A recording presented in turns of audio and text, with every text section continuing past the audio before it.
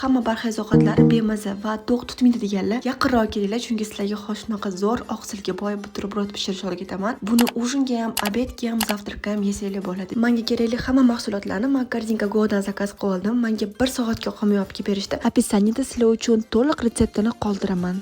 Xo'p, birinchi bo'lib tvorogimizni olib dog'rachamizga solamiz. Hamma gramovkalarni описаниеda qoldiraman. Keyin tvorogimizni ustiga tuxumcha qo'yib olamiz.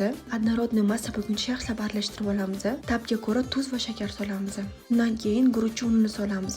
Uni ham gramovkasini описаниеda qoldiraman. Bundan xamir qilib shunaqa dumaloq qilib o'rtasini shunaqa teshib chiqamiz. Xuddi ponchkiga o'xshab chiqishi kerak va ustiga tuxumni imini sarig'ini solib sedana bilan yasatamiz. Hammani duxovkasi har xil, shunga e'tiborli bo'linglar, lekin men 30 minut 200 gradusda pishirdim. Pishguncha ichiga solishga tuxumni qovurib olamiz. Tuxum sarig'ini yoqtirsanglar, yormasdan pishirishga harakat qilinglar. Va pishirgunimizcha shunaqa ponchiklarimiz ham pishdi. Uni o'rtasidan shunaqa qilib ochib chiqamiz. Endi buterbrod yasashni boshlaymiz. Birinchi rukla solamiz, keyin ballon qo'yamiz va undan keyin bodring qo'yamiz. Avokado qo'ysanglar ham bo'ladi. Va uni ustiga tuxum qo'yib yopib chiqamiz. Voila, oqsilga boy zo'r buterbrod bo'ldi. Foydali va juda ham mazali. Uyimdagilarga ham juda ham yoqdi. Sizlar ham обязательно pishirib ko'ring. Ice latte bilan ketdi-ku вообще. Bu videoni saqlanib qo'yinglar va diyeta tutadigan o'rtog'inglarga yuboringlar. Prosmotr uchun rahmat. Hammaga